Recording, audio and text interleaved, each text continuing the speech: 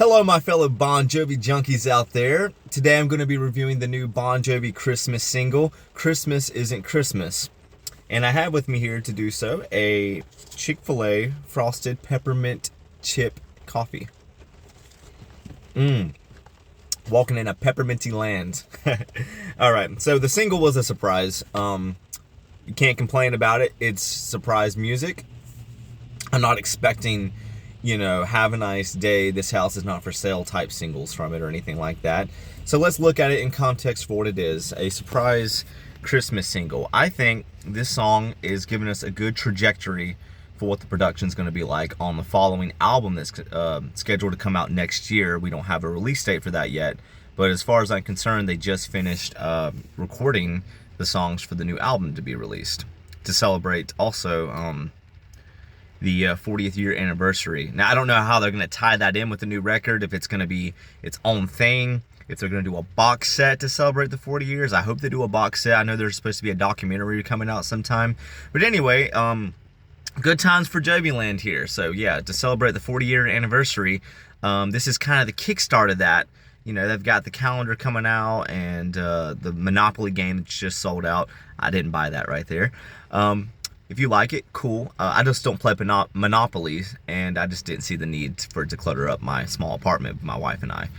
But anyway, I'm getting off on a ADHD tangent here.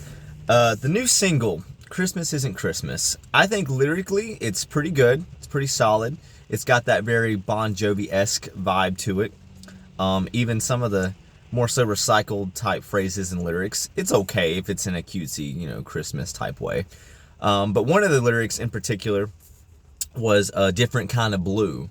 And that is the third time he's used that lyric. The first time was in off the These Days record, It's Hard Letting You Go, where he said the sky, it shines a different kind of blue.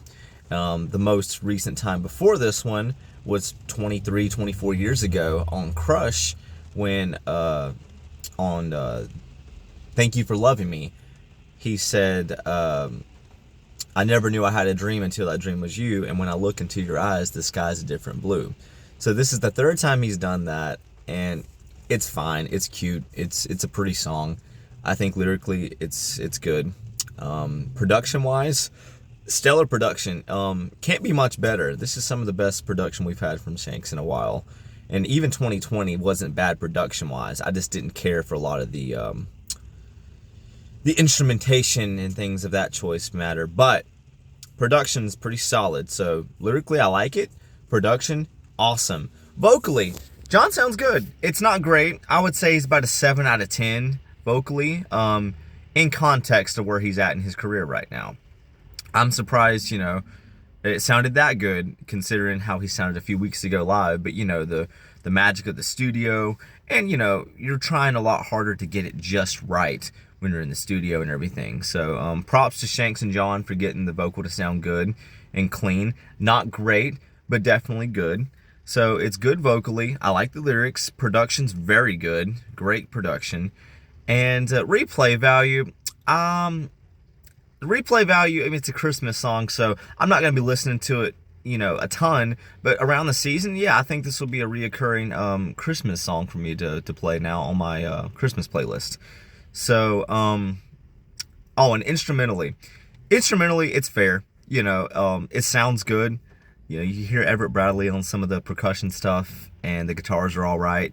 A lot of, just simple stuff. I think John's vocal was the driving focus of this tune.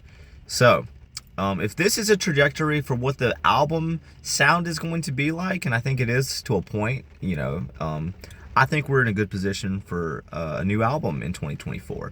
My overall score right now, and these are always subject to change, but after listening to it a good, 5 to 10 times now, I would say I would give this one an 8 out of 10 for a Christmas song. It gets a little bit of leeway, a little bit of a curve for being a Christmas song. If it weren't Christmas related, I'd say about a 7. But I'm going to give it an 8 out of 10. Christmas isn't Christmas without you.